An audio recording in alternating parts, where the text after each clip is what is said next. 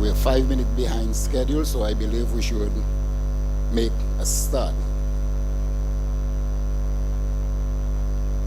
Honorable Minister for Education, Human Resource Planning, Vocational Training and National Excellence, Mrs. Octavia Alfred, the Chief Education Officer, Dr. Jeffrey Blaise, the CXC Local Registrar, Ms. Magali Celestine, Senior Education Officer for Secondary Schools, Ms. Quinn Thomas, other senior education officials and other education officials, all of the invited guests or principals of secondary schools, staff of secondary schools students present here with us this morning, parents, the media, and all our online participants. Good morning and welcome to Dominica's official release of the CSEC results for 2025. Before we get into anything, I would like for us to start our day or activity with a word of prayer as we always do. And for this, I would like to call Mrs. Coralie Thomas to lead us in prayer. So please stand. Let us pray. Kind, loving, and eternal Father, as we come before you this morning, nothing we bring but with our hands and our heart full of gratitude. We want to thank you for waking us up this morning despite of the weather. We want to thank you for keeping us safe and taking us here safely. We pray and ask for those that are traveling, you'll grant unto them traveling mercy, that they will join us safely. We also pray for those who are viewing online as well, dear God. Father, I pray for every student, every parent, every staff, every community member, every media member who are here with us this morning to broadcast the result of the CXC. Lord, we thank you in advance for what you have done. And we ask that you will give us hearts of receiving, respect, and gratitude. Thank you for everything you have done. Bless the Ministry of Education and our staff that will continue to do our very best in this corner of education. I ask that your mercies will linger within us throughout this process. In Jesus' name I pray. Amen. Thank you, Mrs. Thomas. You may have your seats. I know I started off by saying welcome to this event, but to do the official welcome, I will now call on the Chief Education Officer, Dr. Jeffrey Blaise, to officially welcome you. Yes. Thank you, Mr. Gis, Permanent Secretary. Thank you for the applause.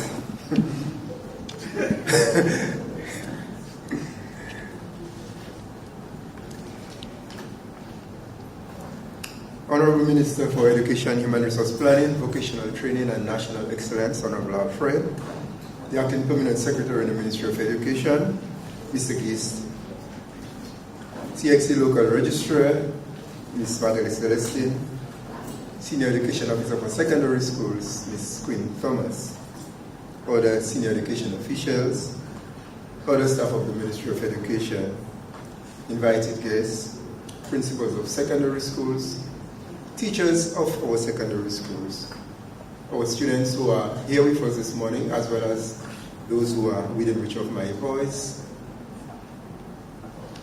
the media, and those listening online. Good morning and welcome everybody. Before we proceed, I would like us to just stand so that we can observe a moment of silence for our teachers and students who may have passed during the last period, and I make special reference to Ms. Danica Paul, who was a former at the Convent High School, who passed recently. May the Lord guide and keep us and give us strength and give our family strength during such moments of challenge. It's a moment of silence, please.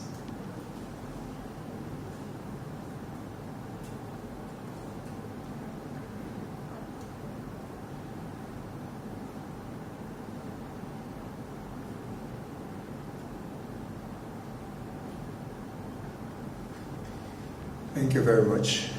You may be seated.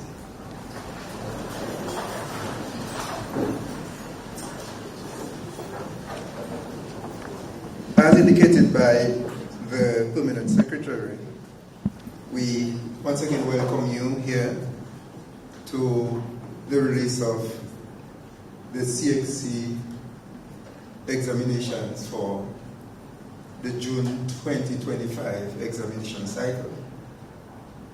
Today we present the results of our CCSLC, CSEC, CVQ, and KIT examinations.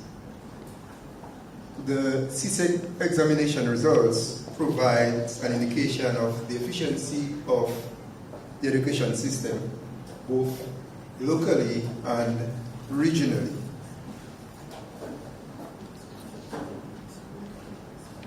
In my capacity as Chief Education Officer, I guess it's within my role to share with the public the performance of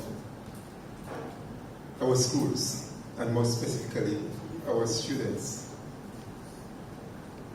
This year, there has been a slight reduction in the number of students who wrote the exam as compared to previous years. However, our results once again reveal that our students have excelled in most areas, and for that they deserve a round of applause.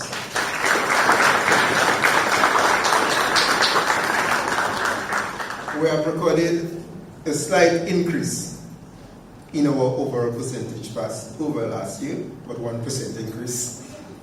Additionally, our students have maintained above average performance, and that's above the average of the regional level this year, just as we did last year, and I think to my recollection the year before as well.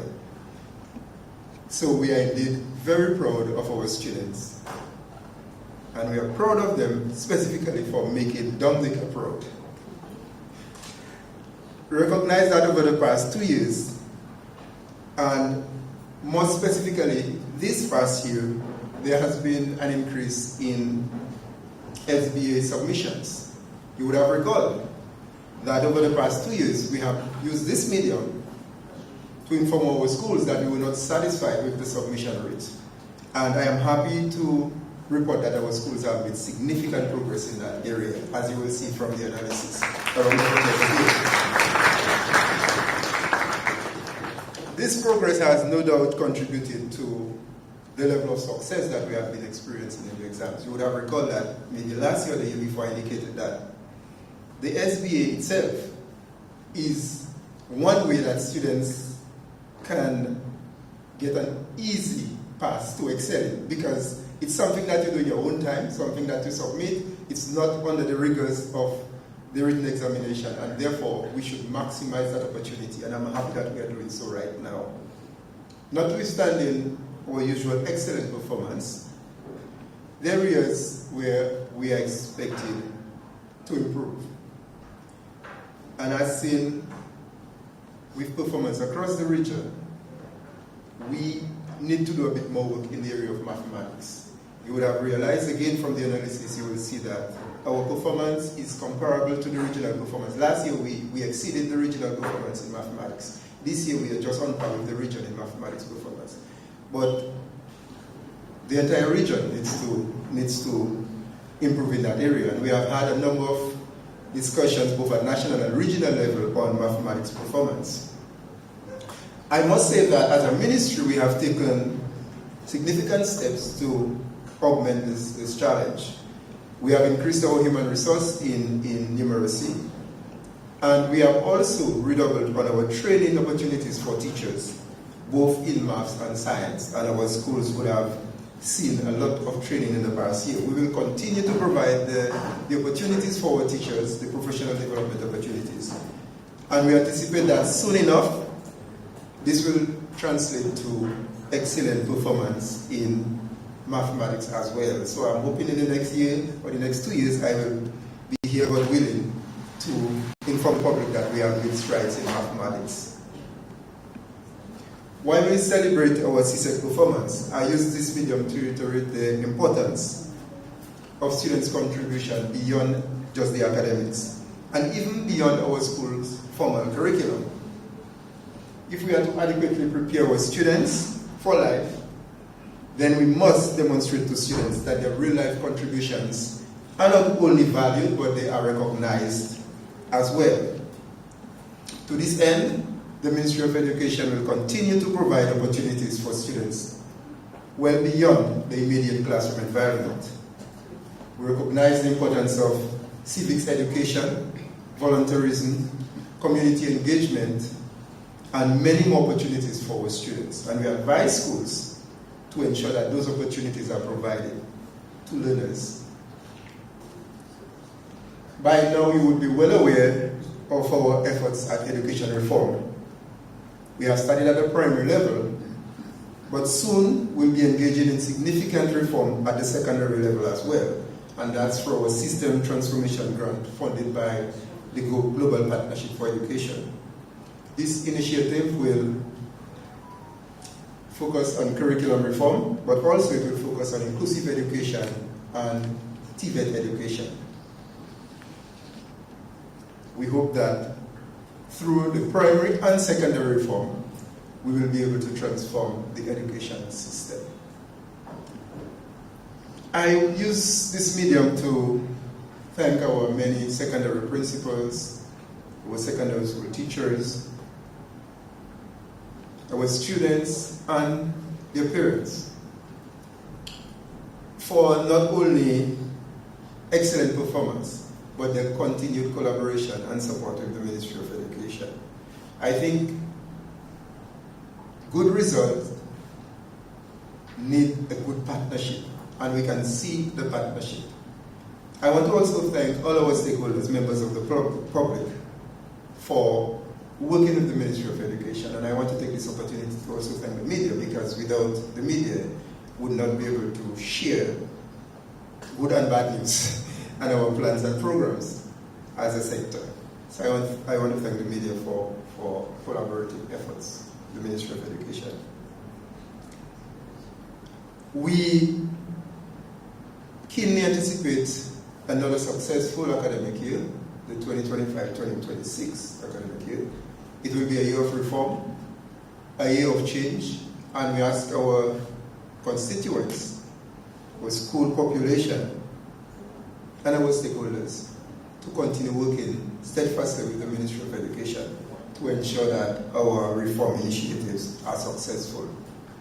I once again want to congratulate all our students, and I want to append a note to our students that CSEC examinations are not the end. They are probably, I wouldn't say that they're the beginning, but they are at a point in your journey where you can celebrate, reflect, and anticipate, and use the opportunity to show that you can make a difference in your life, you can make a difference for your family, and you can make a difference for your country. Notwithstanding your results today, I shouldn't say today because you would have gotten your results a week ago. So notwithstanding your results, please reflect and redouble your efforts at success. I want to thank everybody for being here, and I wish you a pleasant day. Thank you.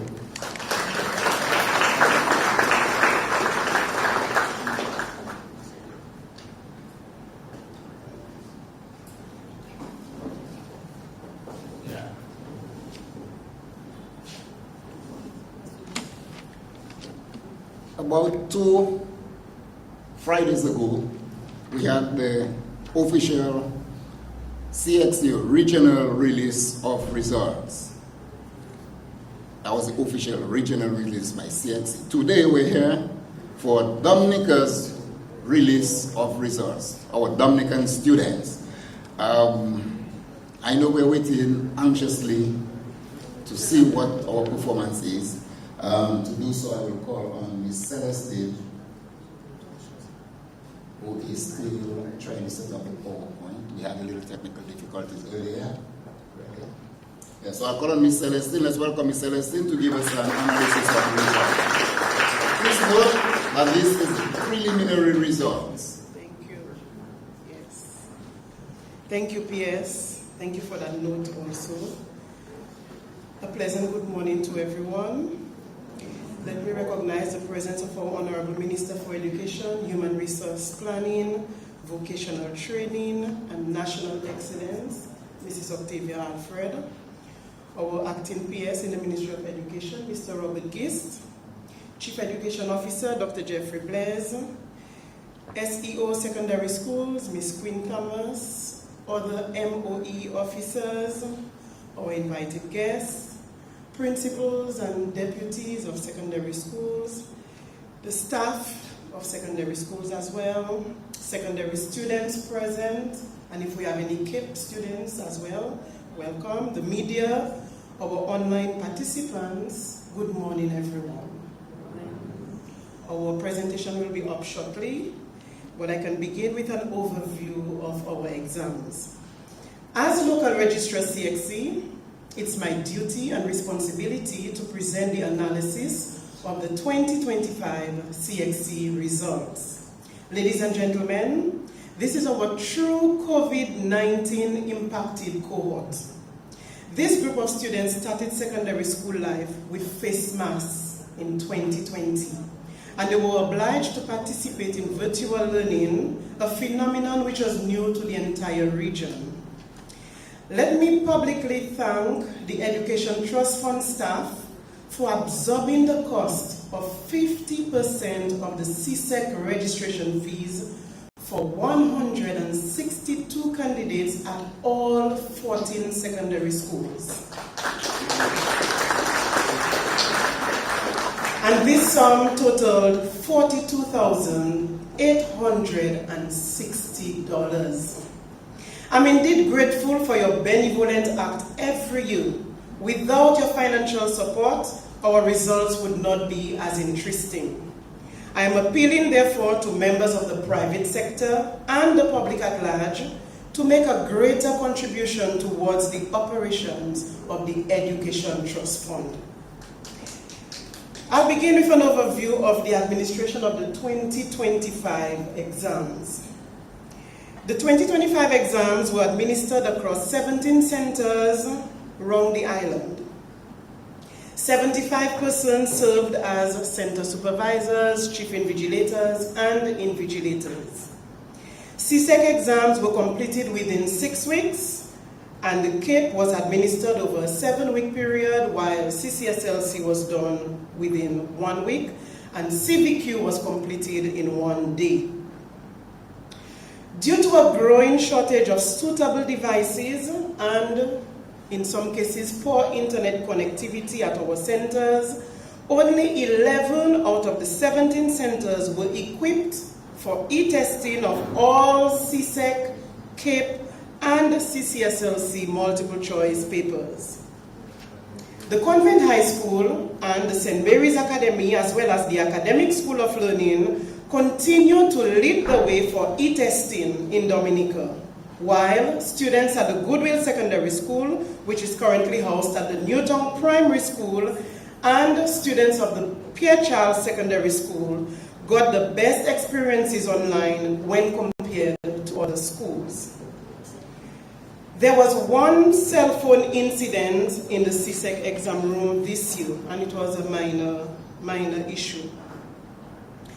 All paper 3-2 CAPE and CSEC exams were offered in the hybrid mode. This means that candidates had to log on to a device to view the question paper, and booklets were provided for written responses. This hybrid approach will soon become the norm. So, Madam Minister, there is a call for more compatible devices and better internet service at our schools to facilitate not only teaching and learning throughout the year, but also assessment. There was an increase in absenteeism, mainly because of candidates not feeling adequately prepared and candidates not showing up on the day of the exam due to lack of self-motivation or, in some cases, misinterpretation of the timetable. So if they had an exam in the afternoon, they did not show up, or they had it in the morning and show up in the afternoon, and here they go missing that exam. Candidates faced varying levels of hardships in 2025.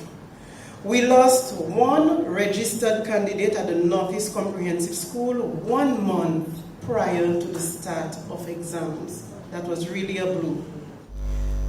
In addition, 3 candidates lost their dad, 2 candidates lost their mom, and 1 private candidate lost her husband while preparing for the May-June 2025 exams. CXC continues to support candidates by offering compassionate considerations to those affected. This year, we were able to successfully administer CSEC and CAPE exams to Dominican candidates in other Caribbean territories. I want to publicly thank the local registrars of Anguilla, Antigua, Barbados, British Virgin Islands, and St. Kitts and Nevis, who accommodated our candidates warmly. Not only Dominican candidates benefited from this arrangement, but CAPE candidates of Montserrat chose to register with the Academic School of Learning to complete associate degree courses while in Montserrat. I had to make arrangements also for a Bajan athlete who had an exam while on island. Thanks to technological advancement, we can accommodate candidates who reside abroad in the Caribbean region, as well as those who have to migrate for various reasons. As we go through the slides this morning, it's not yet ready.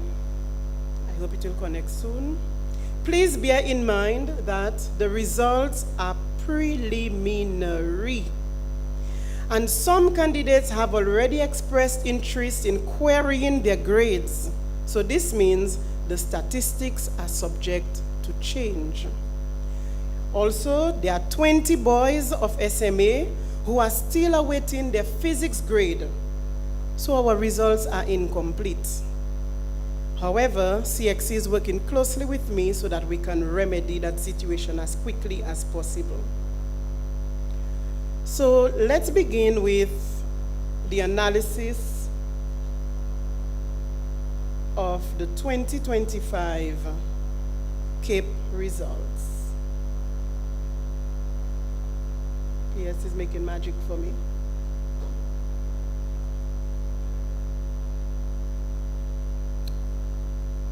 Did I say 2026? 2025. Okay.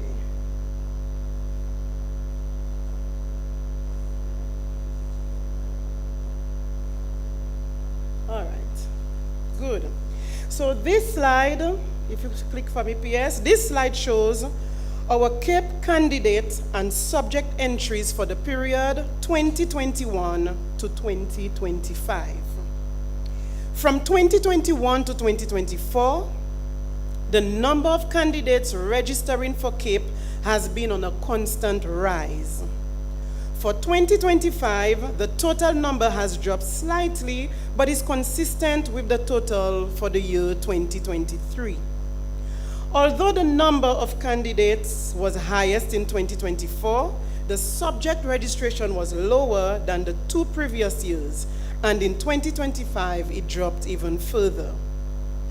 This is mainly because CAPE offers students the opportunity to either do single units that are relevant for matriculation to pursue their field of study, or an ensemble of 10 units to complete the associate degree in specific fields.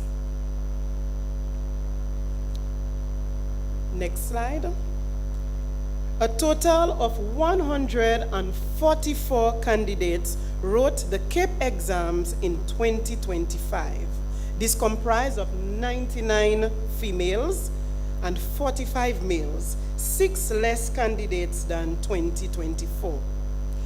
2 private institutions submitted a total of 136 candidates with SBA component, and 8 candidates attempted the paper 3-2 as privates.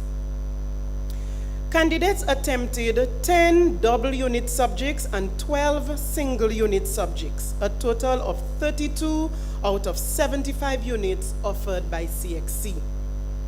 There were no registrations for the CAPE new generation subjects such as animation and gaming, digital media, green engineering, financial services studies, and design and technology. This is an area to explore to provide more opportunities for our students at the Dominica State College, the Academic School of Learning, and the Business Training Center. Next slide. 111 or 77% of the candidates passed a minimum of 1 and a maximum of 7 units with acceptable grades 1, 2, 3, 4, and 5. This represents a 12% increase in performance when compared to 2024. 33 candidates, or 23%, did not pass any of the units registered for. Last year, 52 candidates were not successful. So this means this year there was a 12% decrease in that number. Dominica's overall performance at the CAPE level is 80%, which is below the regional average of 93.2%. However, when compared to 76.22% in 2024, we performed better by 3.78%. Next slide. Although our overall percentage pass is below that of the region, however, we still have reasons to celebrate our CAPE performance. Consistent with 2024, we were able to pass 11 units with a 100% pass rate. Next slide. Dominica performed above the regional averages in 14 out of 32 units. Dominica captured first place positions in 11 CAPE units when compared with regional performance. PS, next slide, please. We emerged at the top in the region in 2 CAPE units. Imagine we outperformed Grenada, St. Lucia, and St. Vincent in Literatures in English Unit 2, and we outperformed St. Lucia in Pure Mathematics Unit 2. To prove our competitiveness, we shared first place in the region with other territories in 9 units. Caribbean Studies, we shared that with Montserrat. Chemistry Unit 2 with Belize and Montserrat. Computer Science Unit 2 with Barbados, Montserrat, and Guyana. Electronic Technology Unit 1 with Anguilla and St. Kitts. Entrepreneurship Unit 2 with Antigua, St. Lucia, and St. Martin. Information Technology Unit 1 with Anguilla, Barbados, Montserrat, St. Kitts, and St. Lucia. Information Technology Unit 2 with Anguilla, Antigua, Barbados, Guyana, Montserrat, St. Kitts, St. Lucia, and St. Martin. Sociology Unit 1 with Belize and St. Martin, and Tourism Unit 1 with Antigua, Barbados, Montserrat, St. Kitts Nevis, and St. Lucia. We deserve a round of applause. This graph shows that females scored more grade 1s in 2025, and females also dominated the acceptable grades 1 to 5, and unfortunately the failing grades 6 and 7. Grade 5 was the most popular passing score for both males and females. The performance in 10 out of 32 CAPE units was affected by absenteeism this year. Management of Business Unit 1 recorded the highest number of absent candidates. Entrepreneurship Unit 1 trailed closely behind. I encourage candidates to turn up for exams.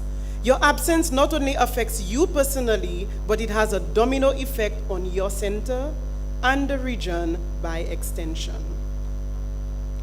Next slide. The CAPE preliminary results show a 3.78% increase in the overall percentage pass of students receiving acceptable grades 1, 2, 3, 4, and 5 in the 2025 CAPE exams when compared to 2024. This is the second highest percentage pass rate over the last 5 years.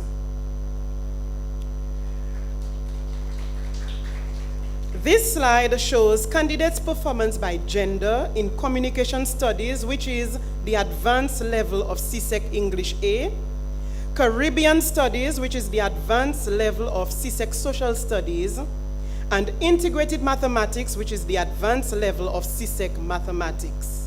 Males outshine the females in both communication and Caribbean studies. Congratulations to our gentlemen.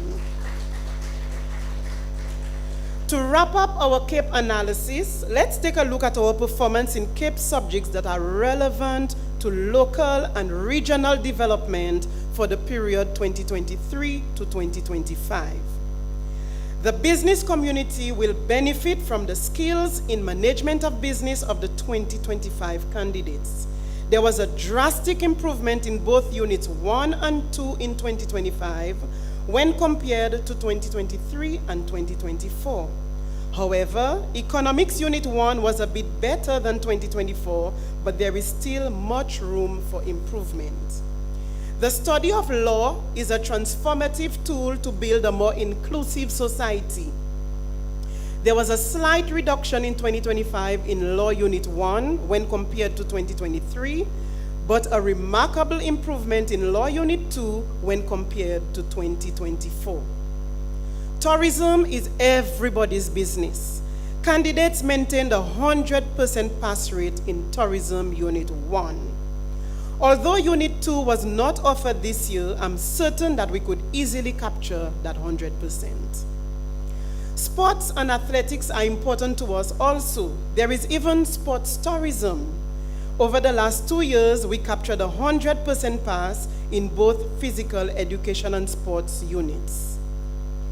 More IT specialists are required on island in this digital era, and so the 2025 cohort has done exceptionally well in maintaining a 100% pass in Computer Science Unit 2 and Information Technology Unit 2, while doubling efforts in the Unit 1s. We are poised to navigate throughout AI and digital transformation. Generally, candidates do CAPE after secondary school. Last year, Ajonaya Kazimi broke the norm, making history in Dominica and the Caribbean region. This year, 3 candidates showed similar exceptional and commendable prowess. I would like to applaud our valuable parents who provide support to their children every step of the way throughout their educational journey. Parental support is key to a child's success, and thankfully, some parents have grasped that concept very well and play their role. Parents, even if you may not know all of the content, but your physical presence, your words of encouragement, the financial support, the company at night while the child is burning the midnight oil, participation in school activity, all of these count towards your child's success. Parental support was explicitly displayed throughout Kenny Lee Barron's academic journey. In 2017, she outshined the DBS radio reading competitors. In 2020, she excelled at the Grade 6 National Assessment. She started secondary school at the Portsmouth Secondary School and was transferred to the St. John's Academy, which eventually closed its doors in 2023. She completed her secondary education at the Academic School of Learning, which offers both secondary and tertiary educational opportunities. There, she registered for 14 CSEC subjects and 5 CAPE units, a total of 19 CXC subjects. In 2025, she obtained grade 1s in 13 CSEC subjects with 1 grade 2. A grade 1 in CAPE Information Technology Unit 1, and grade 2s in Biology Unit 1, Chemistry Unit 1, Physics Unit 1, and Computer Science Unit 1. Congratulations to the parents, the teachers, and the support group of our 16-year-old star who is joining us online from the United States. Special mention must also be made of Form 4 students who challenged themselves in 2025 with the consent and support of their parents and teachers, and they excelled. Ayani Kazimi, a student of Form 4 at Convent High School, attempted Cape Law Unit 1 and Unit 2 with the Academic School of Learning, and Cape Sociology Unit 1 with the Business Training Center, and she scored grades 1, 2, and 3. Excellent work. Dilani Vache, a Form 4 Dominican student now residing in Barbados, sat Pure Mathematics Unit 1 and Physics Unit 1 with the Academic School of Learning and obtained grade 2 in both units. Excellent. So you see, with determination, perseverance, and hard work, our students can achieve much. Congratulations are in order for our Cape institutions also, and I look forward to greater expansion of your programs as you strive for excellence and provide greater opportunities for our youth. Let's move on now to the analysis of the 2025 CCSLC results. This exam is mainly offered at the Form 3 level and is used as an indicator of candidates' performance after the Grade 6 National Assessment and their projection towards CSEC in Form 5. Next slide. This slide shows our CCSLC candidate and subject entries for the period 2021 to 2025.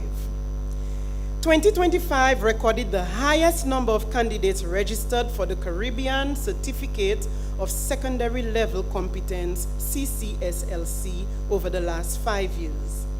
In 2021, although the candidate entries were less than 2025, more candidates were registered for additional CCSLC subjects than in 2025. Next slide. 9 secondary schools submitted candidates for the 2025 CCSLC exams. A total of 715 school candidates wrote the exams, which comprised of 387 males and 328 females. Notice we had more boys than girls. And this figure represents 76 more students than in 2024. We had 20 more males and 56 more females. Exams were done in 7 different subject areas, with schools attempting a minimum of 2 to a maximum of 7 subjects. Overall, the candidates performed well. 486 of those candidates, which represents 68%, obtained either mastery and or competence in the CCSLC exams. 157 candidates, or 22%, obtained only mastery in all subjects attempted.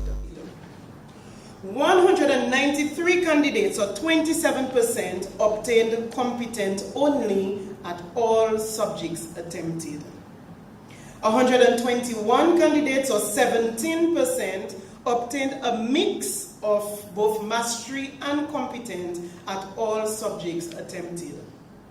15 candidates, or just 2%, obtained a mix of mastery in some subjects and developing competence in some of the subjects attempted. 93 candidates, or 13%, did not pass any of the subjects attempted. 86 candidates, or 12%, obtained a mix of competent and developing competence at all subjects attempted. And 50 candidates, or 7%, were absent for all subjects registered. This is an area of concern, as the government of Dominica pays the fees for mathematics and English for all students. So I'm calling on the parents for greater support to curb this level of absenteeism. Next slide.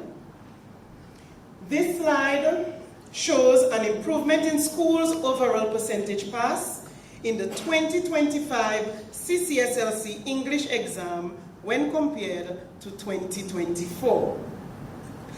Dominica ranked 10th in the region. PS, put that so we can see. 10th in the region. The Arthur Waldron SDA Academy has maintained its 100% pass rate. Arthur Waldron SDA is also the school with the highest percentage of candidates obtaining mastery in English. 82% or 31 out of 38 students mastered that English exam. The St. Martin Secondary School submitted one candidate who passed English, placing the school also at 100% pass rate. More than half of the students at the Portsmouth Secondary School, the Castlebrook Secondary School, and the Northeast Comprehensive School were able to master the English exam as well. The Dominica Grammar School submitted the highest number of candidates in 2025, and 74 out of 126 candidates obtained mastery at English. Well done. On the next slide, we will take a look at schools' performance in CCSLC mathematics. Dominica has also ranked 10th in the region for CCSLC math.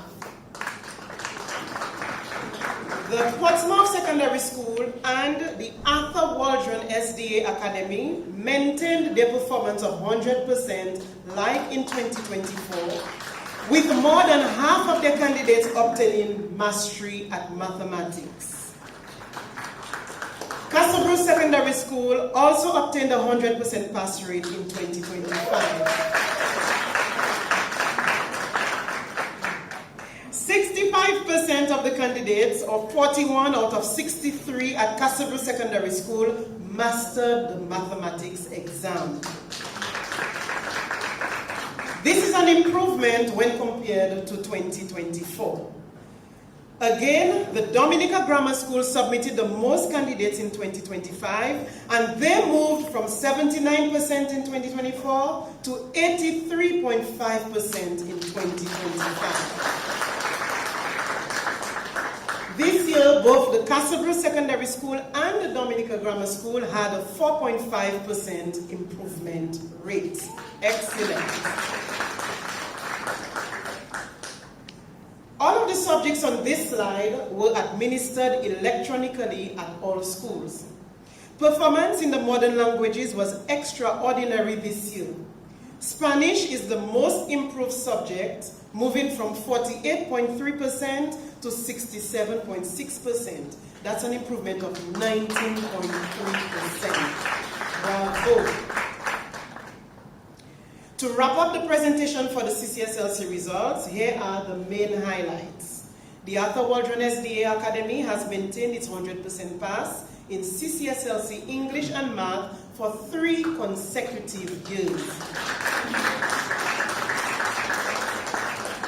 Astounding improvement of 9.8% increase for PSS in Math, but they maintained a 100% pass in English. The Isaiah Thomas Secondary School performed better than last year in English, and the Castlebrook Secondary School and the Dominica Grammar School improved by 4.5% in Math when compared to 2024. The Castlebrook Secondary School emerged the top school in 2025 for CCSLC French, Digital Literacy, Integrated Science, Social Studies, and Spanish.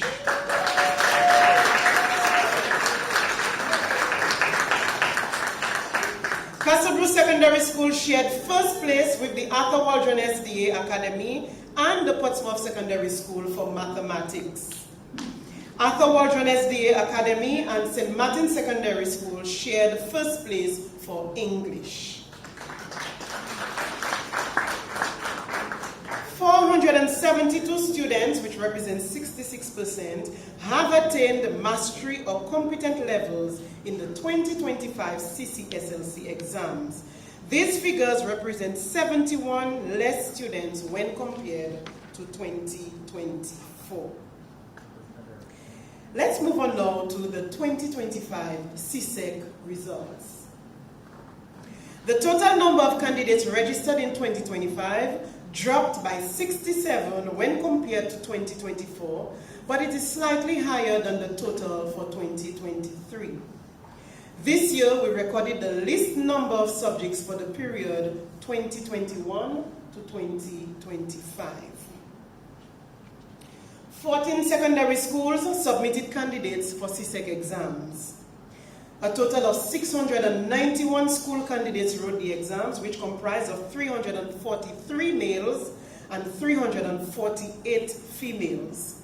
76 students less than last year, when we had 767 students sat the exam.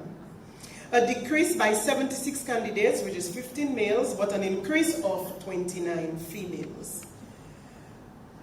We registered 235 private candidates in 2025, 64 males and 171 females. That's 9 more private candidates than 2024. 114 private candidates registered with schools offering SBA, and 121 private candidates attempted the paper 3-2.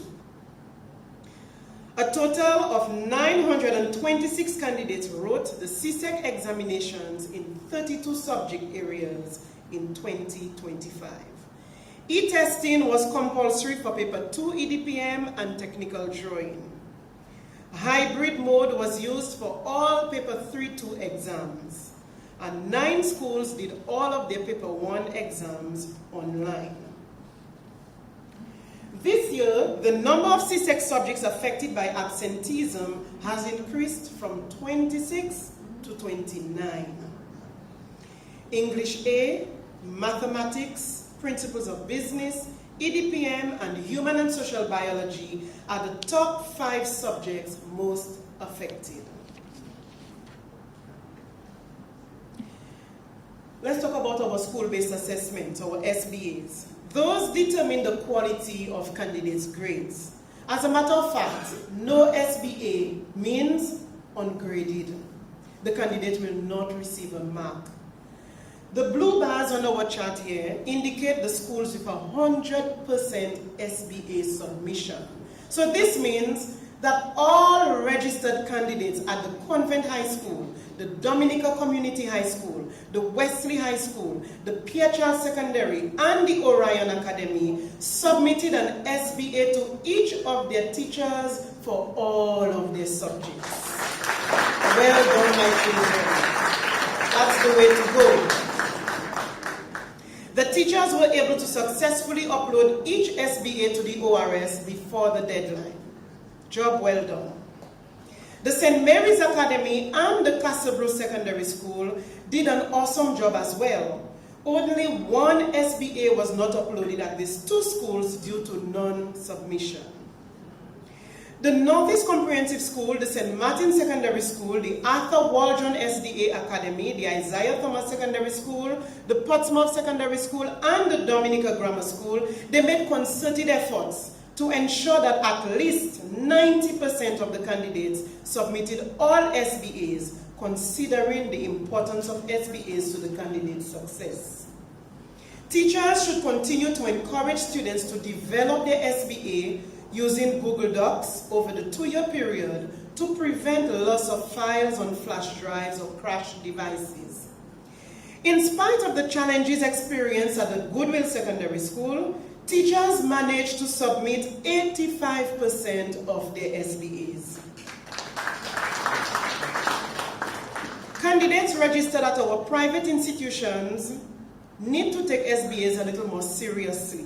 CXC is encouraging Group SBA to lessen the workload for both students and teachers. Note that it is to students' advantage to submit an incomplete version of the SBA instead of nothing at all. I look for 2026. On August 15, 2025, while presenting the regional results in the Cayman Islands, CXC announced that from 2026 onwards, candidates will be allowed to use artificial intelligence, that's AI, in their SBA. CXC has developed 5 standards that provide guidelines on the use of AI in SBAs that candidates must abide by. Those guidelines are to protect the candidates and to help students, parents, and teachers understand how to reference AI in the SBA. Everyone is therefore encouraged to peruse the AI guidelines. It was on the previous screen at www.cxc.org/AI-policy.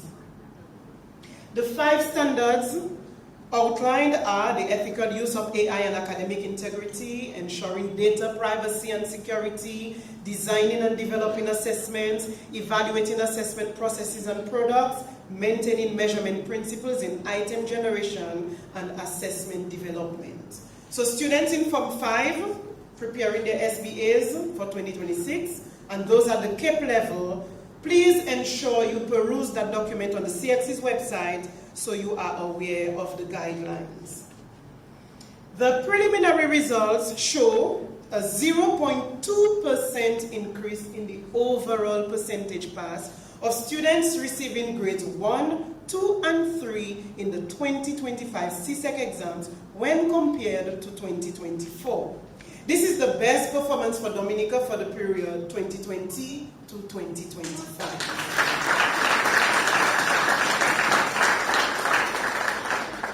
In terms of Dominica's overall performance at the 2025 CSEC exams, the following are noteworthy. 204 candidates, or 30%, passed 5 or more subjects, including mathematics and English A. That's 3% less than 2024. 376 candidates, or 54%, passed 5 or more subjects with grades 1, 2, or 3 in either mathematics and or English A. That's 7% less than 2024. 142 candidates, or 21%, passed neither mathematics nor English A, but we are 2% better than 2024. 256 candidates, or 37%, passed less than 5 subjects in total with either grades 1, 2, or 3, and that's 7% more than 2024. 43 candidates, or 6%, left school, unfortunately, with 0 subjects, and that represents 30 of our males and 13 females. And we are just 1% better than 2024.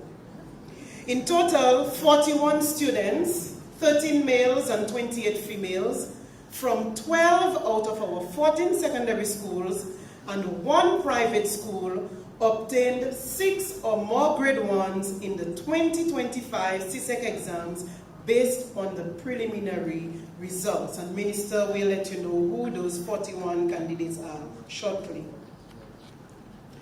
This graph shows that females scored more grade 1s in 2025, and females also dominated the acceptable grades 1, 2, and 3 for CSEC. Males dominated the failing grades 4 and 5, unfortunately. Grade 2 was the most popular passing score for females, whereas grade 3 was the most popular among the males. The table in the next slide indicates candidates' overall performance by subject. In 2023, there were 7 subjects in the bottom row. This year, there are 8. Next slide, please.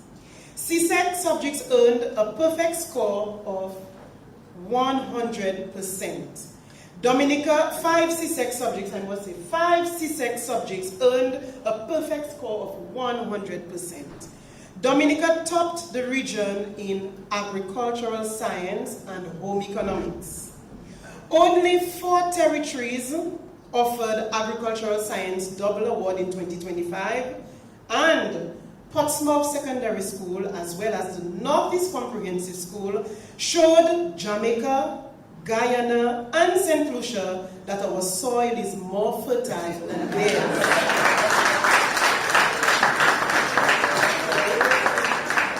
5 students of the PHR Secondary School sat textile, clothing, and fashion, and the quality of our sewing could not compare with what Antigua, Grenada, Guyana, Jamaica, and even Barbados produced. Excellent work, my dears. We shared first place with territories in the region for music, PE, physical education and sports, and theater, arts, dance, and drama. We shared first place in music with the British Virgin Islands, Cayman Islands, Grenada, Turks and Caicos. We shared grade 1 first place position in physical education and sports with the British Virgin Islands, Montserrat, St. Lucia, St. Martin, Suriname, and Turks and Caicos. We shared first place position in the region in theater arts with Anguilla, the British Virgin Islands, Cayman Islands, Grenada, St. Kitts and Nevis, and St. Martin. Our students are working. Yes.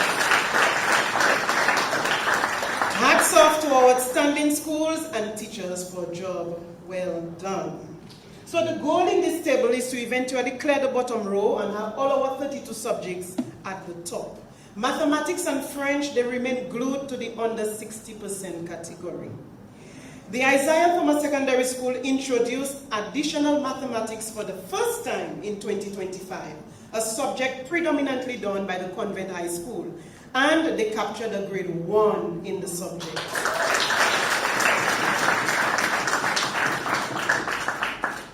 And that grade 1 came from a teacher, Sir Luke.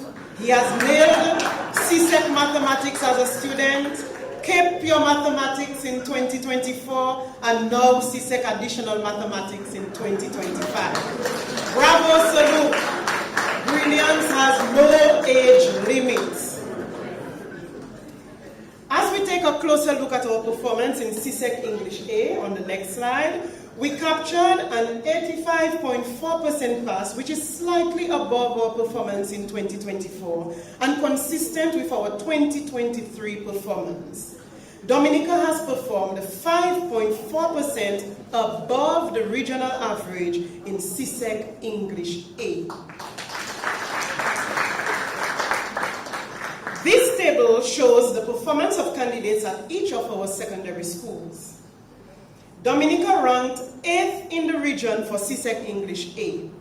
The first column shows the number of candidates who sat the English A exam at all 14 secondary schools. Note the range in numbers based on the size of the school. The Dominica Grammar School always has the greatest number of candidates, while the Dominica Community High School has the least number. The Convent High School and the Wesley High School have maintained their performance when compared to 2024. 59%, or 41 out of the 69 candidates at the Convent High School, obtained grade 1s. This is outstanding. In 2025, the St. Mary's Academy and the Arthur Waldron SDA Academy have captured 100% pass in English A, with half of the students at SMA obtaining a grade 1.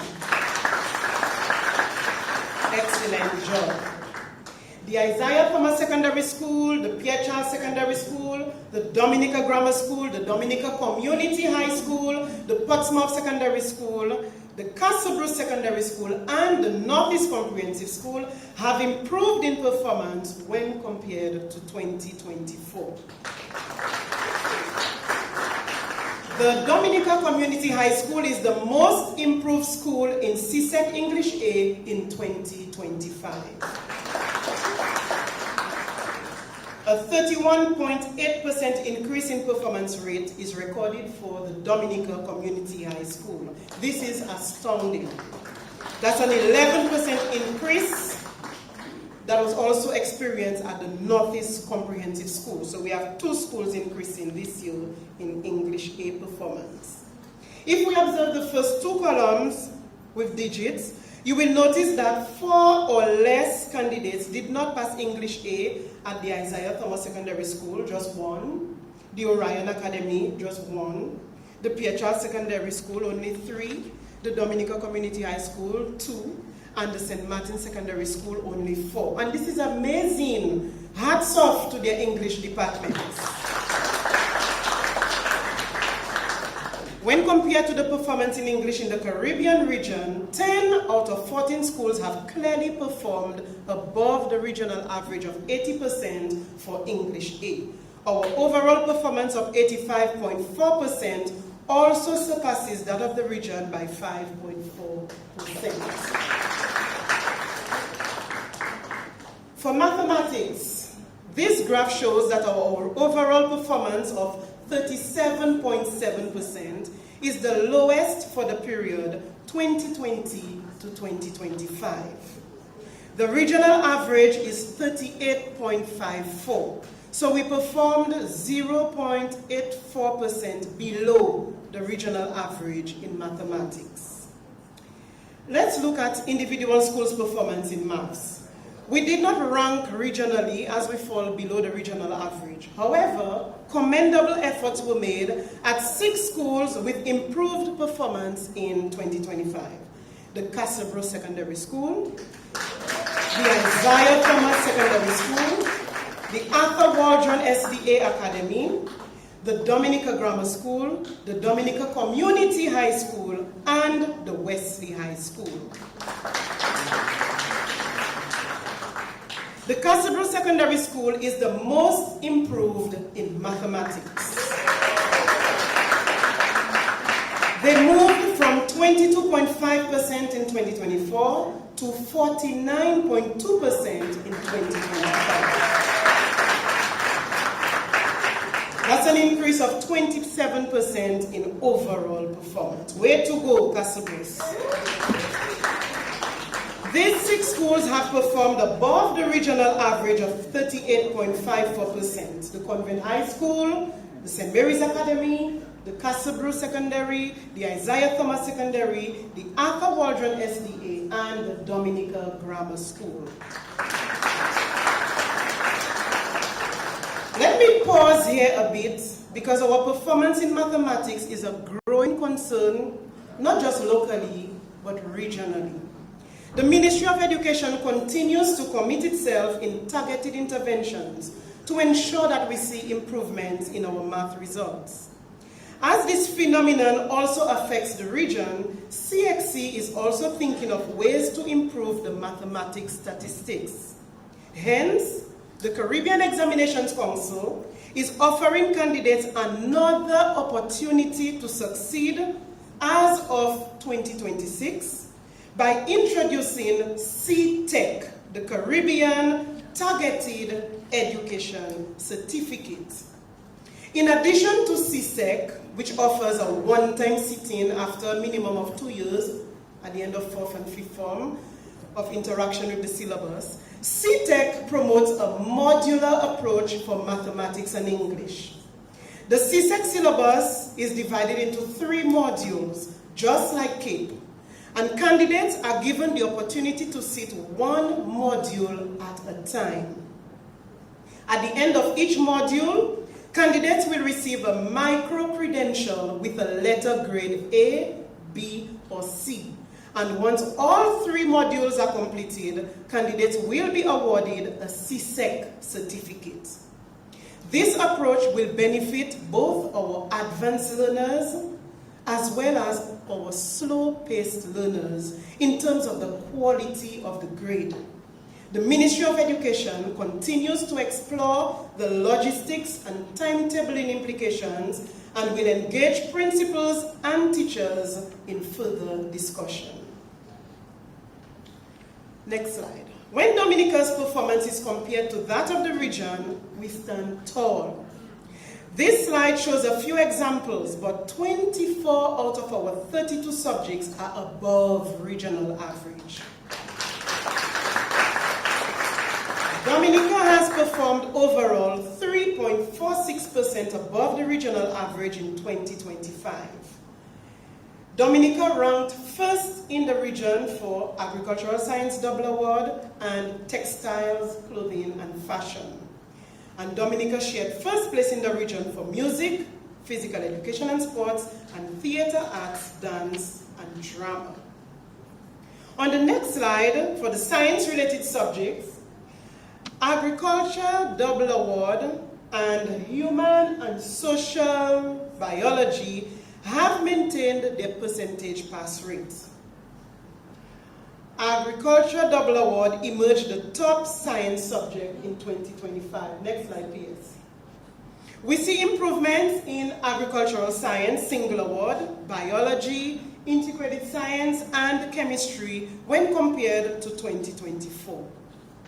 Integrated science is the most improved science subject in 2025.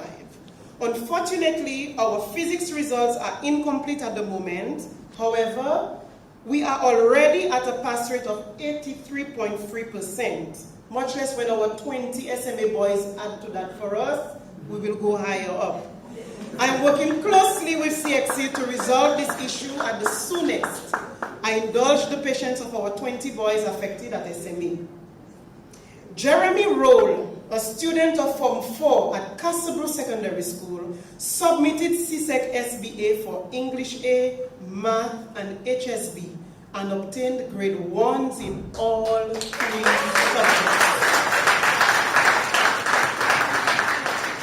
That's another good example of success with parental support.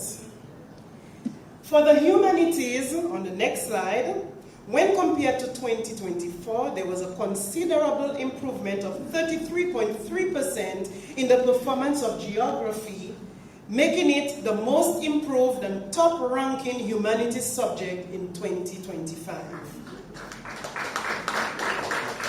Only 5 candidates were not successful at geography, although we were low on the grade 1s, so quality need to improve. Improvement was also recorded for Caribbean history. The revised social studies syllabus was tested for the first time in 2025.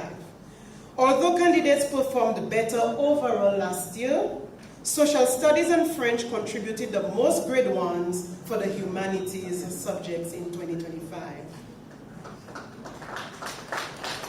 For the technical and vocational subjects on this next slide, performance has improved in textile, clothing and fashion, food, nutrition and health, and industrial tech, electricity when compared to 2024. Technical drawing has maintained its performance. Textile, clothing and fashion is the most improved and top-ranking TVET subject in 2025. Great things are happening at Pierre Charles Secondary School. Food, nutrition and health recorded the most grade 1s in TVET. Only 3 candidates were not successful at food, nutrition and health, and just 2 for electricity. This next chart reveals some interesting statistics about TVET. The diagram shows us that this year, more than half of our boys and girls left secondary school with skills in at least one TVET subject. TVET subjects are offered in 13 out of the 14 secondary schools on island. Girls scored the most grade 1s in TVET in the next slide, in TVET subjects, while the boys captured the majority of grade 2s and 3s in TVET subjects. For the business subjects, we see improvement in principles of business and economics. Principles of business captured the most grade 1s and is the top-ranking business subject in 2025. Economics, though, is the most improved business subject in 2025. In the other subjects category, performance was improved in physical education and sports. Theater arts maintained its performance. This year, students at the Northeast Comprehensive School sat theater arts dance for the first time as a part-time subject, and they scored grade 1s. Hats off to Mrs. Lisa Mills Thomas of Full Circle Performing Arts. Last but not least, our CVQ results. It's a constant success from inception. This year, 4 female candidates were registered for the 2025 CVQ in Garment Production Level 1. Students of the Northeast Comprehensive School joined the Goodwill Secondary School again as they await center approval from CXC auditors. All 4 candidates were deemed competent and they will receive their 2025 Level 1 CVQ certificates. Ladies and gentlemen, let me congratulate again all of our candidates on their outstanding performances at all levels. Our strengths in 2025 are CCSLC French, CSEC Agricultural Science Double Award and Textile Clothing and Fashion, CAPE Literatures in English Unit 2 and Pure Mathematics Unit 2, our regional competitiveness in CSEC and CAPE, and CVQ Garment Production Level 1. Our 2025 challenges are CCSLC Digital Literacy. We would really like to see all schools coming on board. CSEC Mathematics and French, we need to pull up those grades. And CAPE Accounting Unit 2 and History Unit 2, we need to improve there as well. Let me also remind the public that the query period is now open till September 15, 2025.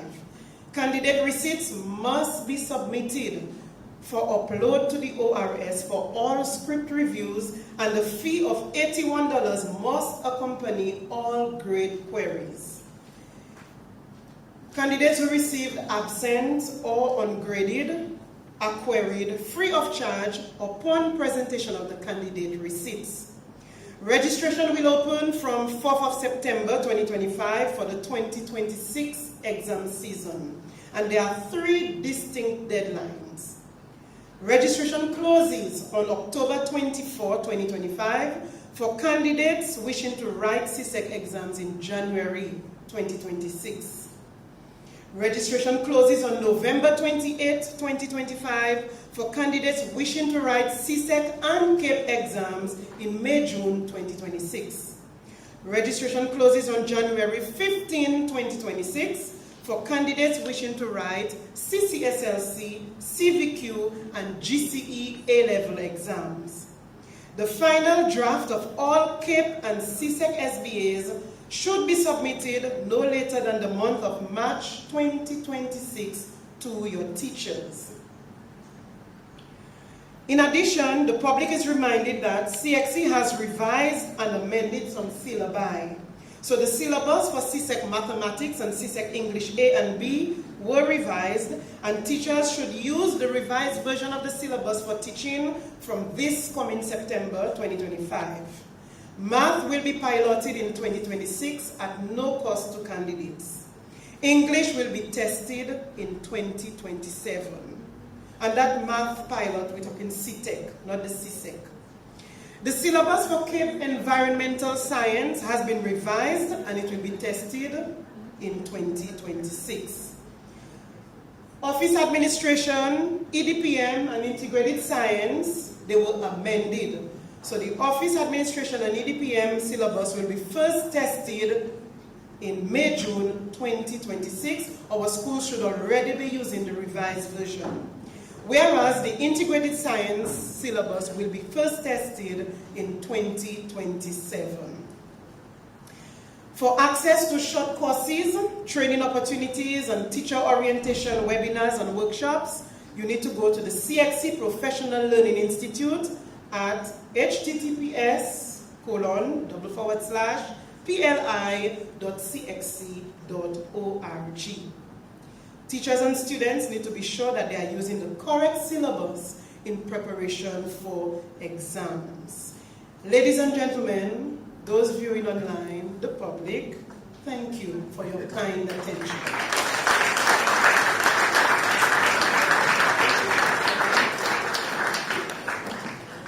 Thank you, Ms. Celestine, for this detailed report.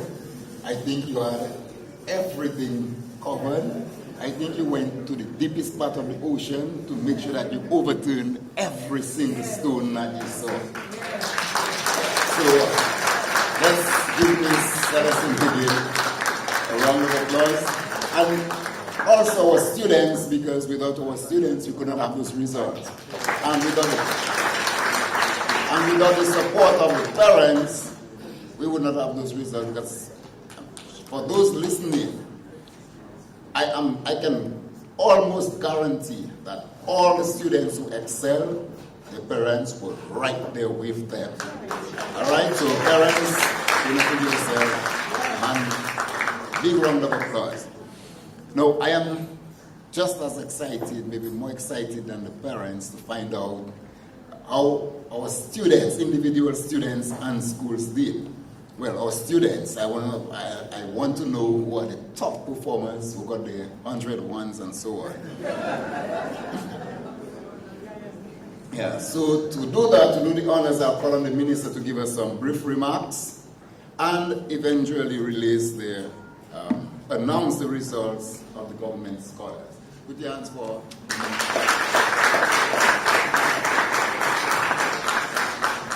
Good morning, everybody. Ooh, after that, now, but if I sell animal that fly, give the CXC local registrar 2 claps. If the animal does not fly, no clap. Let's go for Miss Celestine. Fly, fly. Fly, mosquito. Fly, call. Okay, I was trying to set your mind to receive me. And that is a good game you can play as a teacher when you're doing examples and non-examples in school. I think I left my paper away. Point from you too? No. That's it. Okay. Let me acknowledge those at the head table. The Acting Permanent Secretary in the Ministry of Education, Mr. Gist, Chief Education Officer, Dr. Blaise, Local CXC Registrar, Ms. Celestine, the Senior Education Officer for Secondary School, Ms. Thomas, other Ministry of Education officials, principals, teachers, parents, students, the media, good morning. Before I announce the winners, let me just tell you a few things.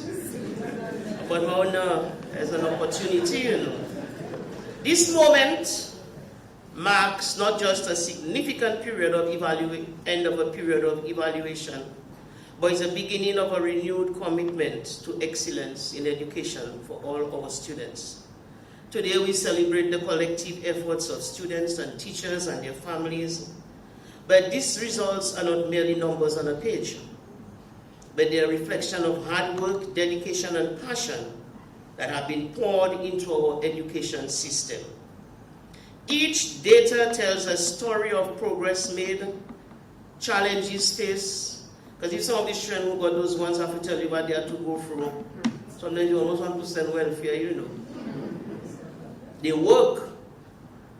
While some people were sleeping, they were toiling in the night. While some people were in places where adults alone were supposed to be bumping up, they were in their book. So it's a lot if they tell you their challenges that they face, some of them. And it really does not mean that some of them had it all made out for them, with internet at home and electricity all the time. And if you meet some of these children, they have their challenges too. So, but we also had the unwavering support of their parents, their principals, their teachers. So I extend heartfelt gratitude to all our educators. And sometimes when we say principals, we forget those others who work with those principals. But it's all Ministry of Education officials included in that effort. You inspire, you challenge, you support our students in ways that extend far beyond the confines of the classroom. Just how some students were not sleeping, some teachers were not sleeping. It is your dedication that transforms potential into achievement. To our students, I say to you, your commitment and perseverance have brought us to this point. Your journey is one of continuous learning, And every experience, every success, every challenge should shape you into the individual you are destined to become. To our parents and guardians, your support is invaluable, and you are the first educator in your children's life. So your involvement has a profound impact on the educational experience your child will have. Today's results are a testament to what we have achieved together, but they also serve as a reminder of the work that lies ahead. We must take these insights and use them to drive our efforts forward. Education is not a static endeavor. It's dynamic. Information change. It's always moving. So as we move forward with the education reform process, beginning at the primary level, our focus will remain on several key priorities. We continue to ensure that every student has access to high-quality education, regardless of their background and circumstances. We'll continue to support our educators, and we'll continue to foster innovation, especially by embracing teaching methods and technologies that can enhance learning outcome and engage students in meaningful ways.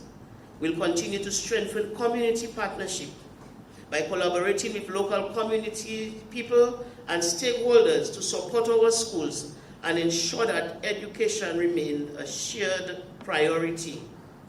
And we'll also continue to engage our students in skills at the primary level.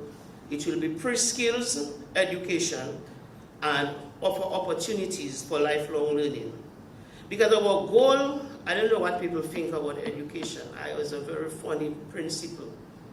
My first question was, how many people didn't pass? That was my first question. After everybody jumped up and said, hey, miss, we got this, we got that. My next question is, how many people didn't pass?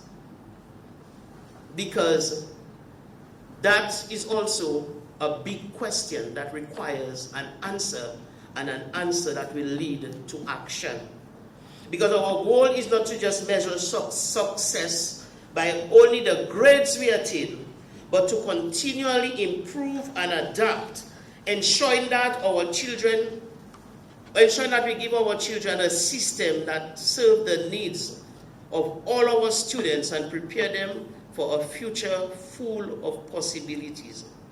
The Ministry of Education strongly advocates that each child should leave school with a skill to be able to contribute meaningfully to the economic development of Dominica. We are glad that most students are graduating from government secondary schools with passes in at least one, I see some cases, some children had 3 TVET subjects. So we are getting closer to the 100% mark. We commend all these beautiful grades, but our students must master the employability skills. 15 ones and impolite goes not very far at all. 10 ones and not open to correction cannot take you further than down your steps at home. Life skills and psychosocial competencies are needed so that our students can function effectively at the workplace.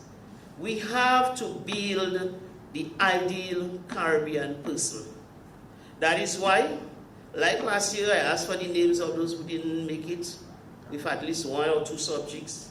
I will ask again for the names and addresses of these 42 students so that we can try to make contact with them, so that we can enable and empower them with knowledge and skills so that they can make a living. And let me tell you something, that is everybody's business. Because you can have your nice little son and daughter with their nice little 15 ones, and they decide to marry somebody with nada. Are you laughing? Mother's boys shatter, mother's girls like them, you know. I'm telling you, I was a principal, and then you know as the mom have to spend a lot of time with those grandchildren doing a whole lot of things when you're supposed to be there relaxing. It's not a joke. So this is everybody's business, And seeing that we have the TVET Center nearing completion, it is important for us to find these students, because I'm telling you, the real deal, the real money is in the skills.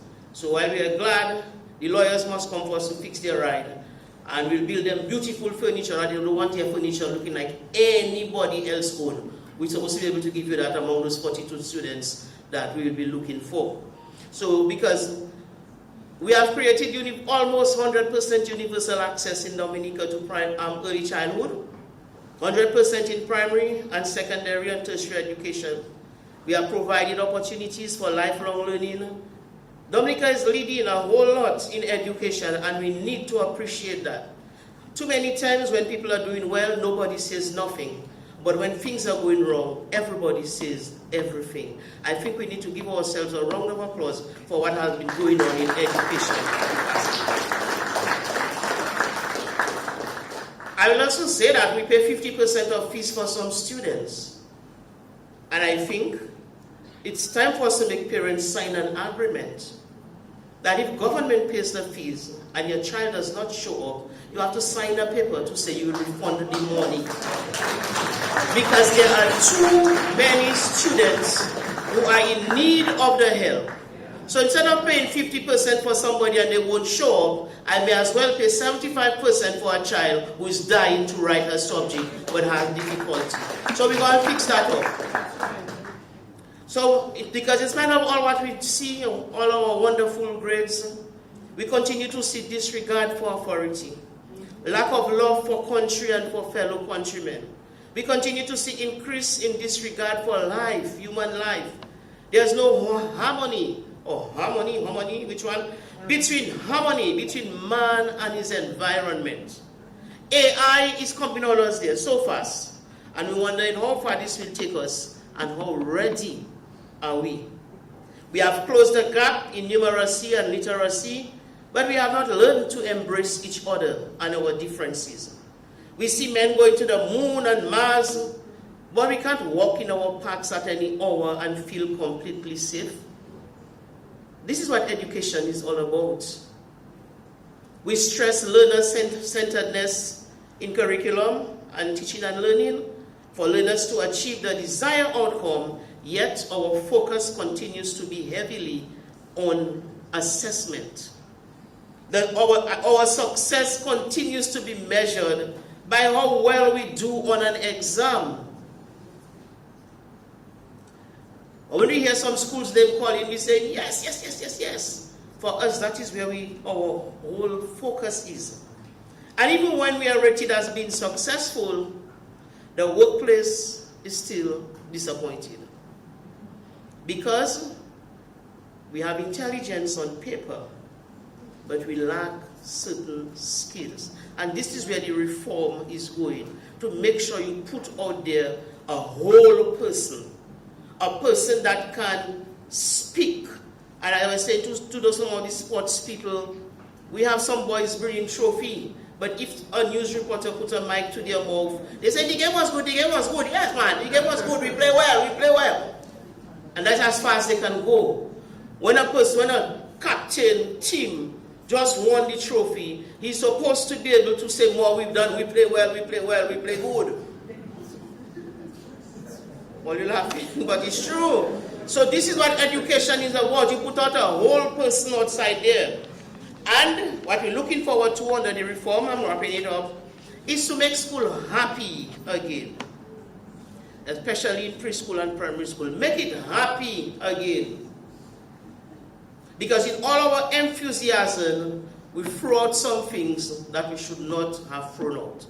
And this is where we're coming back now in September to the civics and to the rhymes and to the sewing. There are too many people who can't even hem a skirt. There are too many children who cannot even sew on a button. Let's teach us Shira Nickelfee. Because if they start learning about fabric, and you can't use that black thread on the white fabric to do. When they move to the secondary school and they start moving into the TVET sewing, there are some things that they know already. No means that.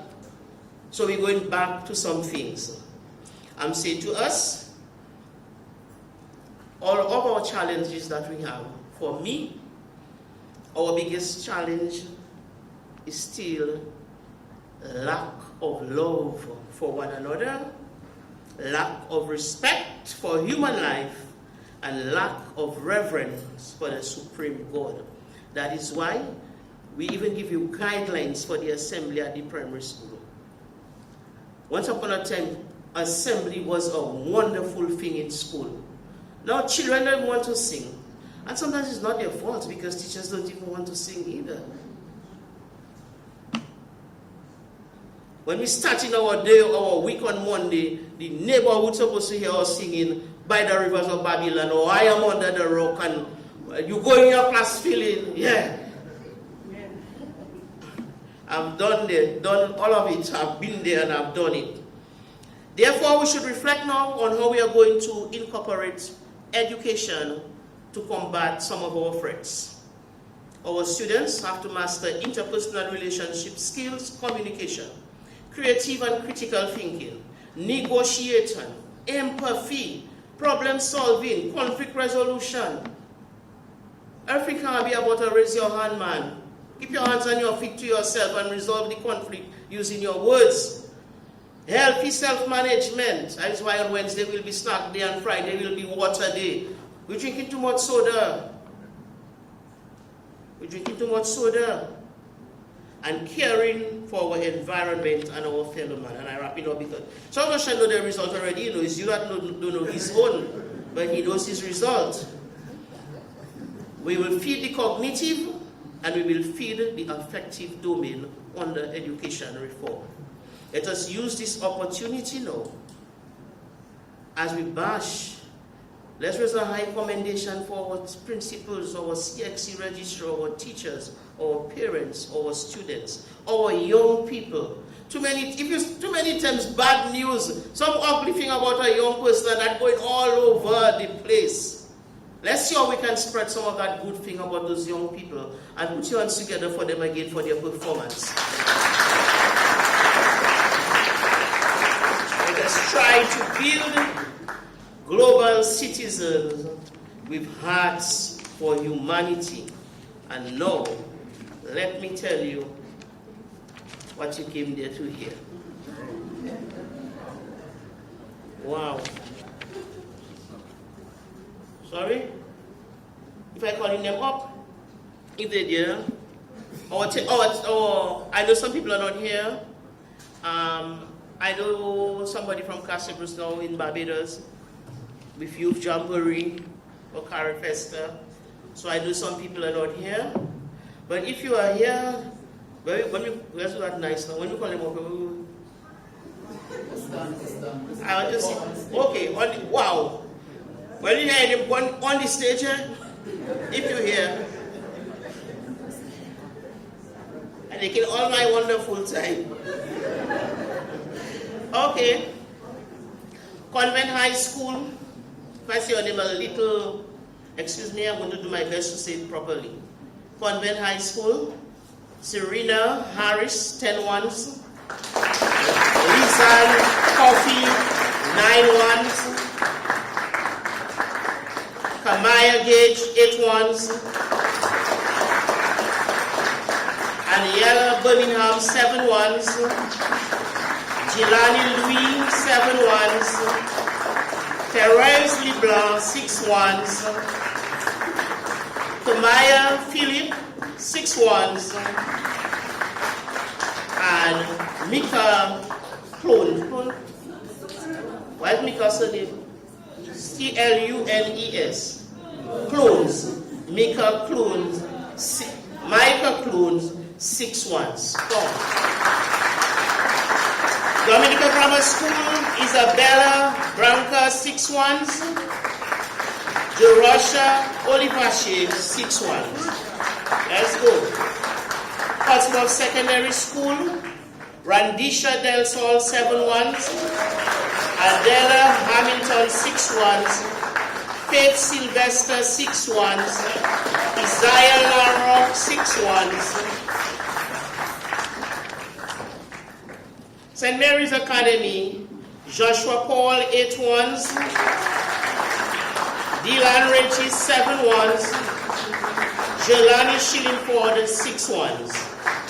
Wesley High School, Giovanna Joseph, 7 ones. Hallelujah.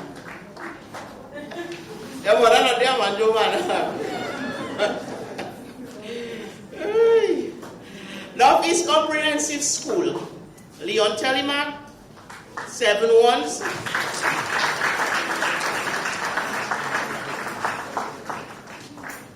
Shobana Hen, a special look with Leon man, that is still nearly good.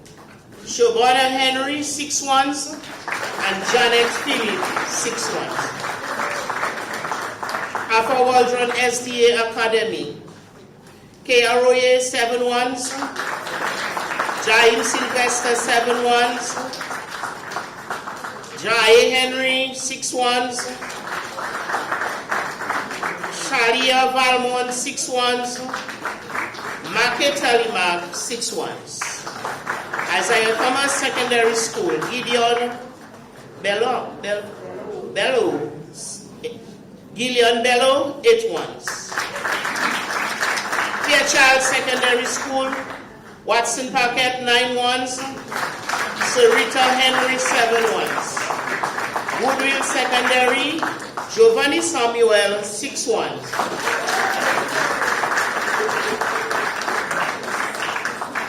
Cassibro Secondary School.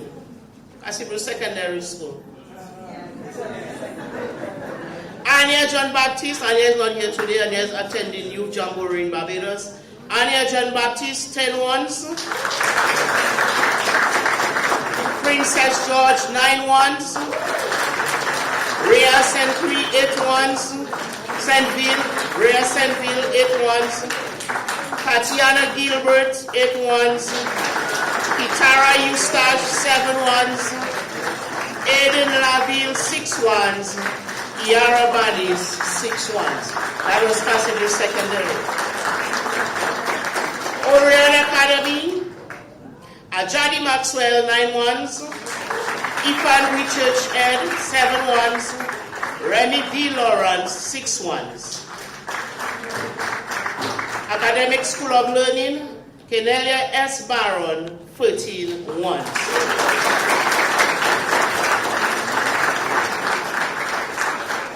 That's it. Ladies and gentlemen, I present to you our top performers at the CSEC 2025 exam, and they are putting a lot of work. This is just the beginning. The sorry thing is, you don't go and need all those subjects again, so don't lose your head. You have it in your briefcase, and you have it and it's yours. You go to college, you might just need about 3. When you move out from college, you're good to go. You might not need any of it again. But good work, hard work, wonderful. And you look so small, some of you. Put your hands together for them.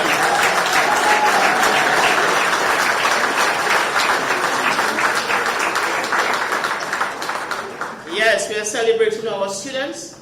So whenever you all are having your celebration dinner, invite me if I can. I'll come. Because they must do it at home too. Amen? So when the 60% used to come and used to quarrel for 30 minutes, no. When is the dinner? You'll tell us, and the Ministry of Education will be right there to support you in enjoying the dinner. God bless you. Jesus loves you and I love you too. Good morning. Never a dull moment. Thank you, Honorable Alfred. We have to have photos. No, stay there.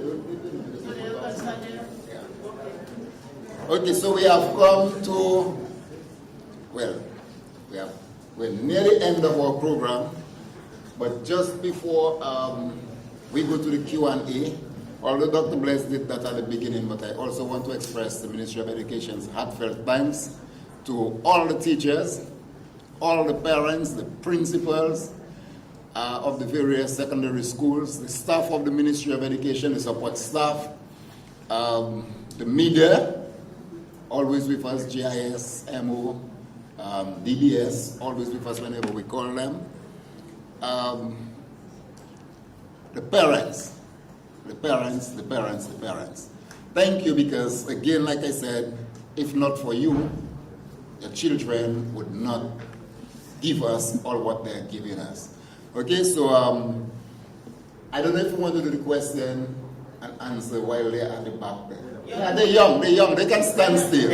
They can stand, they're young, they're full of energy. I got nice from Miss Celestine. I don't know if you have no much question. Yeah. You're tired now? No, they're good, Okay, they're so I good. need 5 They're minutes good. of question now. Yeah, so we will now open the floor to the media. Let's go. Any questions that you may have? Emo, Katie stood first, but Emo News was first. You mentioned that a recommendation on you for helping the students who, that did not perform well last year. And can you tell us about the measures you took last year with the students and how did that go?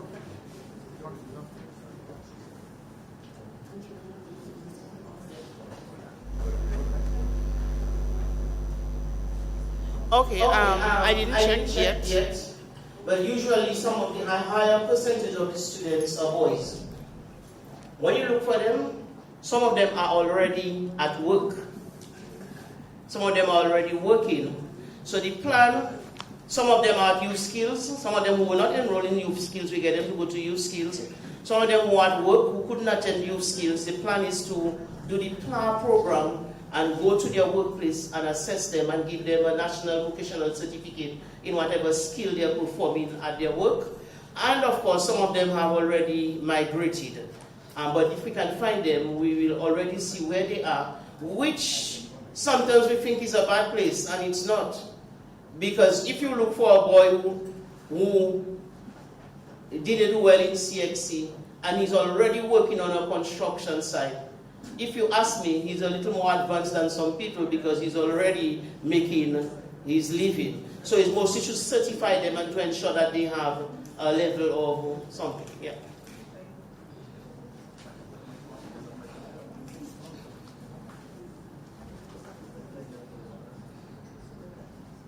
Yeah, good morning. Good morning. Yes, good morning again. My question is about the CAPE exams. In 2016, when I asked a similar question, I was told that very shortly the CAPE would be available to all students in Dominica. So, Madam Minister or the Chief Education Officer, can you bring us up to date on the position with Dominica and the CAPE exams? My other question, before you go on, I'll just ask a final question. My other question is on the Dominica Grammar School. Recently, it was announced that a sort of investigation will get underway to determine the structural integrity of the Dominica Grammar School. Can you tell us now whether in fact that investigation took place and whether in fact the Dominica Grammar School building will be ready for school very soon? Okay, let's take and my third question. My third question is on education reform. Now, over the last few months, we've heard a lot about education reform. We've attended a few of the consultations that the ministry held. What do we expect to see come September? What are some of the features we'll see at the primary schools so one can determine that education reform is on the way? So we've heard a lot of talk about it. What are some of the features that will come in place early in September? Thank you very much. Okay, let's take it one by one. The CAPE, I was new person in 2016, I told you what you said. 2016, I was somewhere in a school. However, we are in a conversation on CAPE because it has grown significantly from what it was from 2015. Yes. It has grown, we saw the changes. Some of the reasons why we didn't accept CAPE have been eradicated because of our recommendations to CSEC. But we find that the options being offered on island are still very limited. However, the government of Dominica has engaged an outside consultant to do an overall review of the Dominica State College. So the results of this review should inform us, or at least guide us, as to whether we want to introduce CAPE at the college or whether we want to keep it as something separate or where we would want to keep it. Also, we have the Center of Excellence for TVET coming on. And as you look at some of the nature of some of the subjects, they may well do better in the Center of Excellence for TVET, like the ICT and the, what they call them now, the technology and those, the tourism and some of those. So we'll have to decide what we'll do at State College, what we'll do at the Center of Excellence, and what people will do continue to do privately as it's a process. So that's where we are so far on the CAPE field. Let's wait for the review. Let us, as the CXC local registrar said, let's encourage people who want to expand their curriculum, because if you're looking to put CAPE under the Island Scholar Program, it would have to be not less than what is now. So we'd have to look at the subjects they offer in, what the past in the subject would be. However, where we are now is not where we were 15 years ago, because now we have embraced CAPE. That's right. So that is one. I don't think that's one. Education reform, what we'll see at the primary school. Man, this morning I should have held that if I knew you were going to ask that question. But the primary school will see 2 new handbooks, which will be giving guidance. The secondary school will also get one of the handbooks, because community service was never a graduation criteria. So we have a special handbook on community service, and every school child in Dominica will do community service. So by the time these children reach 5th form from 1st form, there's no hustling with a piece of paper in your hand, going to sweep a bus stop, and somebody signing it for you. No. Because what has happened is that the community service has lost what it's supposed to be, because we are not using it well. So community service will be done. There's a required amount of hours for each grade, which will be in the handbook.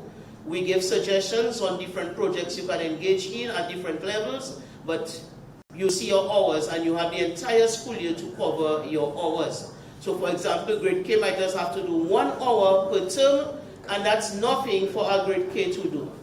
Suggested service, everybody draw a card, and if you can't bring an item, and we are going to see our cultural elder who lives over there.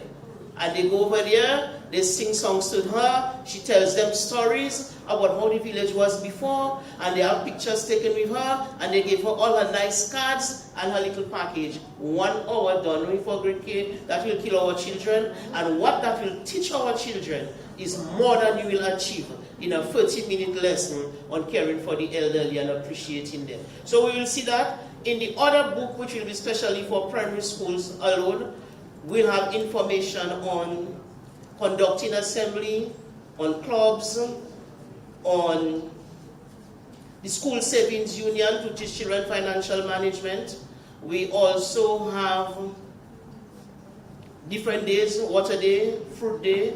We have in that the health team is expected to visit schools periodically.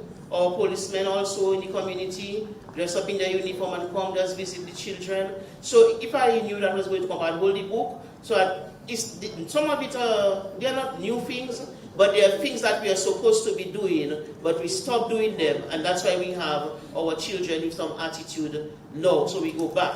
We also will be seeing the civics curriculum will be at all primary schools as part of the reform, and all primary schools will be following a standardized timetable. In other words, we do for the purpose of which is to ensure that the core subjects are done before lunch, and after lunch is for the light skill subjects. So after lunch, by the end of the school year, there's nobody who should have a child in grade 2, and you cannot give me a rhyme.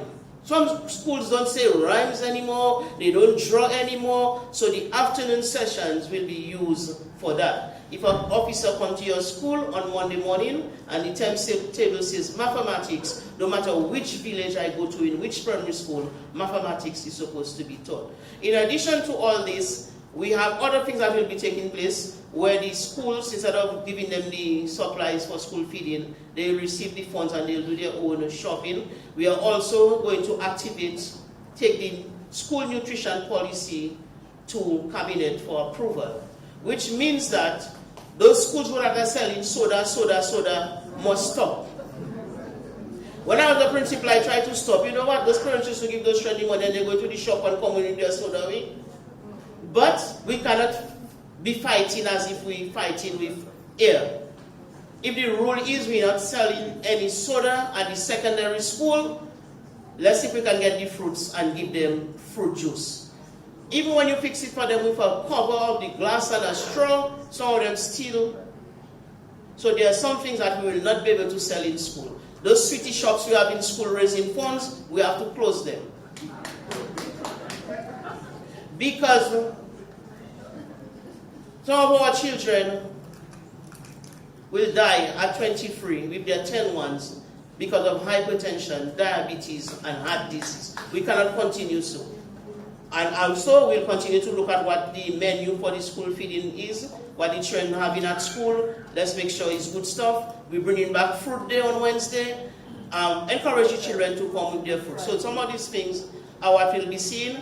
We will have an assessment for grade 6, but it will be different from what we have there now. We'll get more information on that later on. So these are some of the things that we're expecting to see. Not completely new things, but things that will touch the affective domain of our students and help them with other skills instead of good composition, but you can also speak well. The VPA showcase day will be in the handbook too. VPA showcase day at primary school has become jeans day for the school to collect $1. And when children dress in jeans, there are some things you just cannot do with them in changing their mode. So the jeans that you see now was actually a VPA showcase day on the last Thursday or last Friday of the month, where all the classes come together and we have a big concert, and you can use a grade 5 or grade 6 student to be the MC. That person could become a big MC at the Carnival Queen Show 10 years from now. And ladies and gentlemen, right about now we'll have a poem from grade K. And the children clap and the grade K children come well dressed up and they say their poem about the fox and the whatever it is. So I'm thinking that teachers are bought in, the parents are excited, principals are excited, all in the effort to bring back some fun to school and to build in our students psychosocial competency skills, love for country, and all of that. We good? I don't know if Chief wants to say things. Just while you're on reform, excellent presentation by the Honorable Minister. Because she's pretty comprehensive. Just one added component is that we listened to the feedback from our stakeholders with reference to our curriculum text.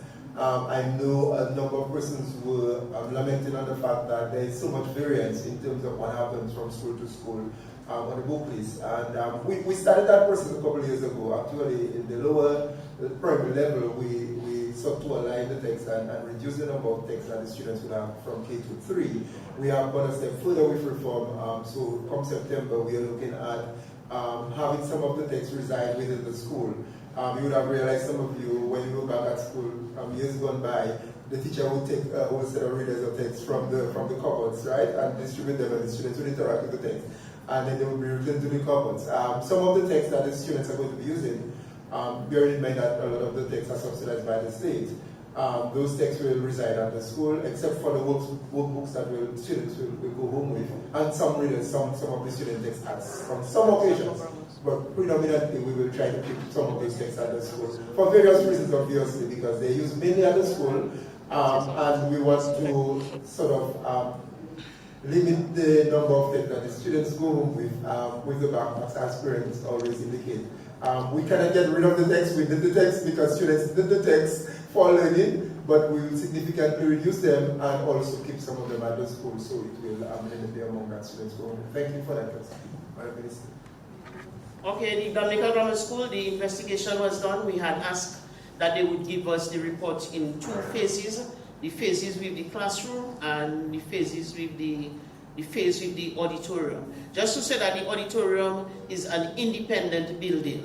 It's not attached to any of the teaching areas. It's not in the way of the classrooms. It's an area, if you block it off, it doesn't affect the teaching and learning.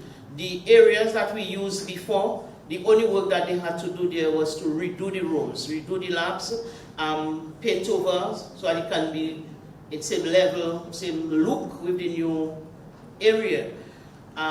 So we will be ready for September. As a matter of fact, there's a big visit, a last walkthrough with the Prime Minister, the Minister, the principal and members' parents on Wednesday morning, so that we can ensure that everything is ready. We have new furniture that we have placed there. We ordered some more furniture, and where our students will be using will be safe, because that is our top priority. I don't know if the PS want to add anything, because he's been going there almost every day.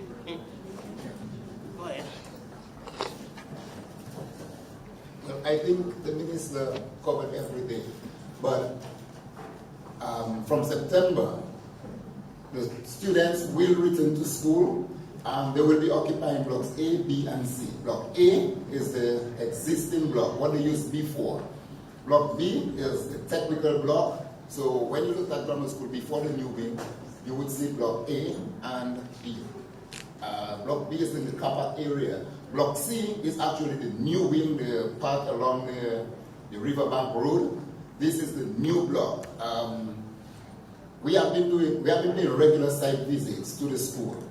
While from the outside it may appear that it is not ready, but all the classrooms are painted.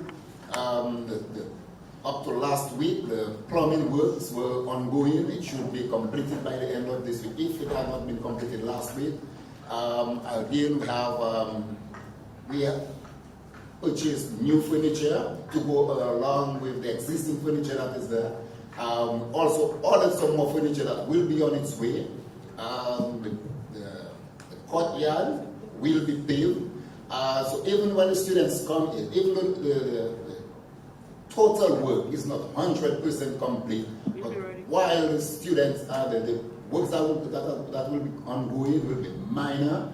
But the bottom line is that the school will be ready to accept all of our students in September. School is expected to open on September 8th, and we're expecting that our students will be at the school on September 8th. Even though the first week means orientation, but it will mean orientation for the students. So we don't expect teaching during that first week, but our students will be ready. And again, as Minister said, we have an official walkthrough on Wednesday morning. Well, the time will be confirmed, but yeah. So we would like to invite, well, GIS, DBS, the government, the state will be there. You're invited to. What happens to Guru Secondary School? Yes, sir. Yes, Guru Secondary School will continue to operate at the Newton Primary School in the interior. Okay, time for the picture. It's so long while they're standing there.